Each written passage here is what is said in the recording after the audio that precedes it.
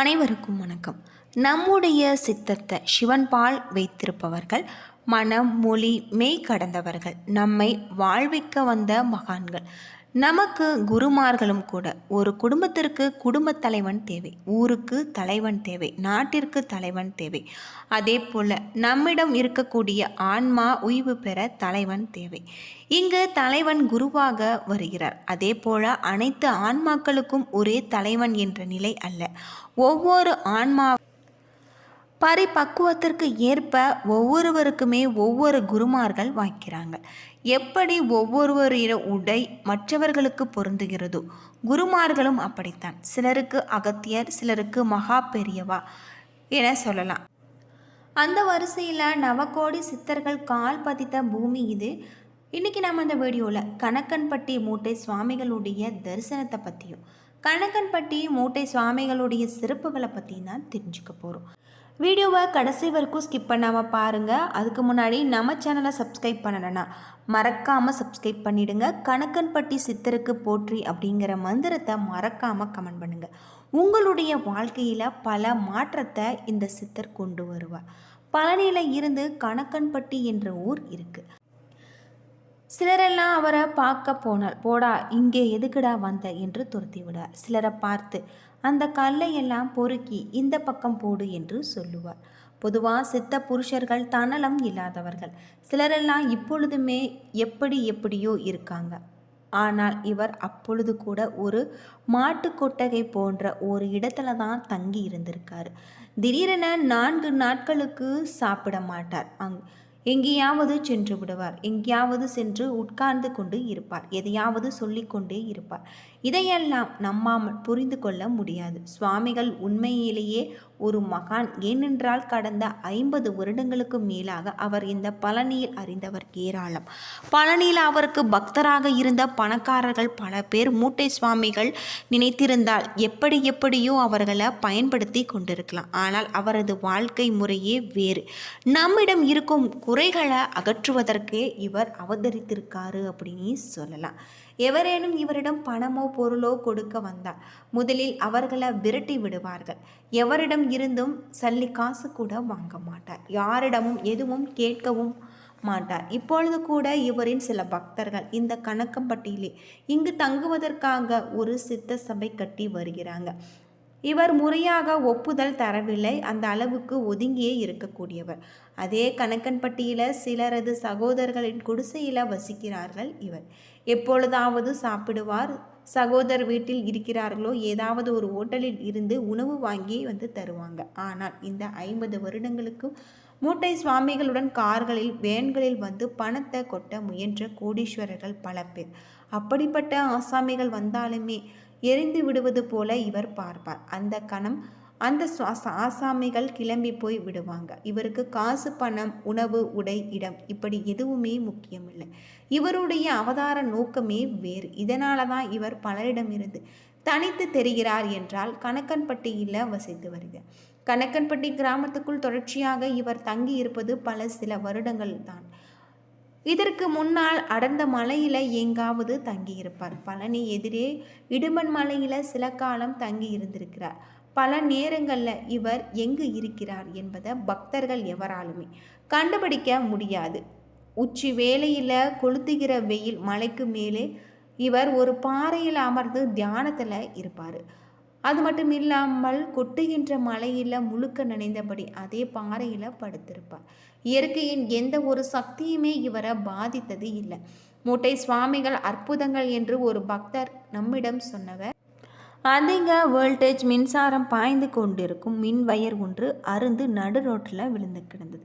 அதை கண்ட அனைவருமே அஞ்சி நடுங்க அந்த பக்கம் செல்லாமல் இருந்தனர். சுவாமிகள் ரொம்ப சாதாரணமாக சென்று அந்த வயரை தன்னுடைய கையால் எடுத்து அப்புறப்படுத்தி போட்டார். சுவாமிகள் தியானத்தில் ஒரு முறை பேச்சற்று கிடந்த பொழுது பதறிப்போன சேலத்து பக்தர் ஒருவர் அவரை கண்டு போய் ஆஸ்பத்திரியில் சேர்த்து விட்டு போயிருக்காரு. அங்கு சுவாமிகளை பரிசோதித்து பார்த்த மருத்துவர் மூச்சே இல்லை, இறந்து விட்டார் என ரிப்போர்ட் எழுதி அவரை மாற்றறையில் வைத்திருக்காங்க.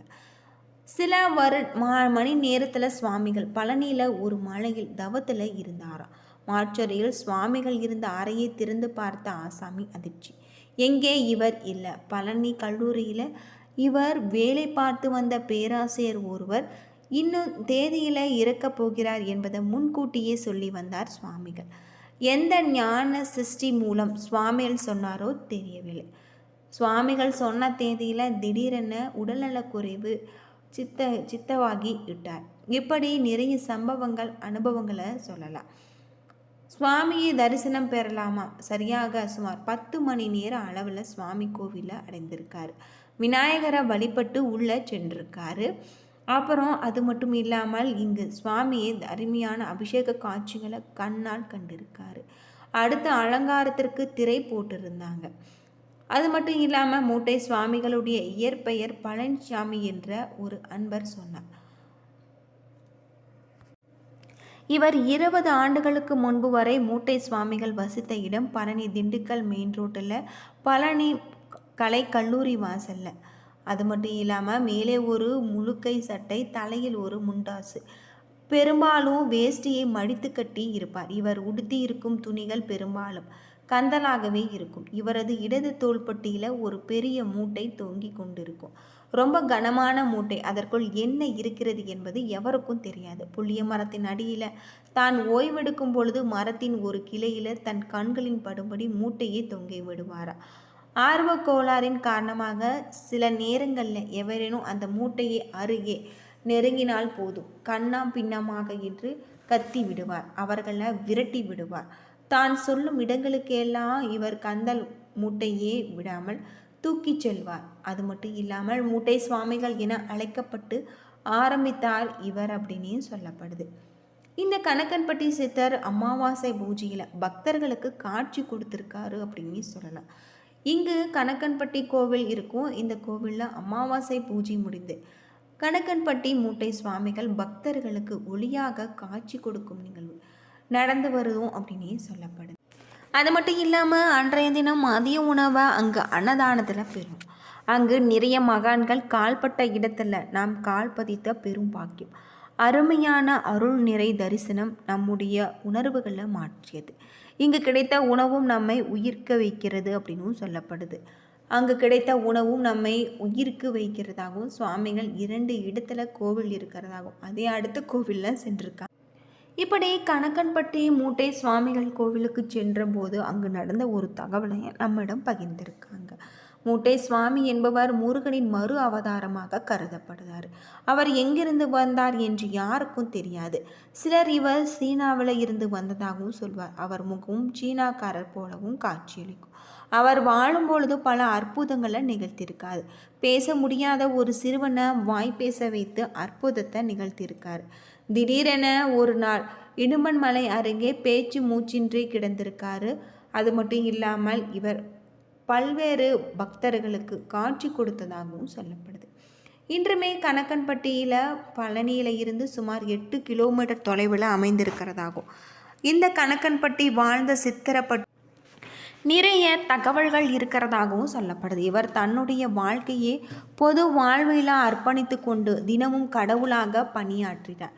இவருடைய உடல் முழுவதும் பச்சை நிறம் கொண்ட சட்டை மற்றும் அழுக்கான வேட்டியை மட்டுமே இவர் அணிந்திருப்பார்.